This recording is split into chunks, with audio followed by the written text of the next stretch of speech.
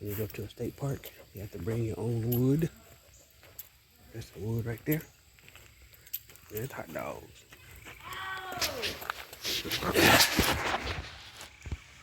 That pretty. Oh, little stove.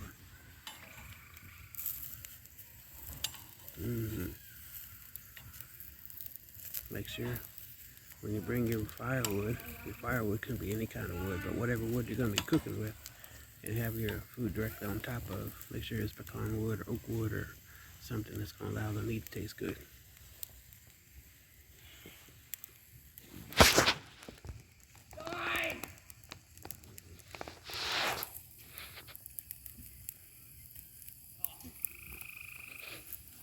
So what that have is in there, getting the tip prepared on the inside.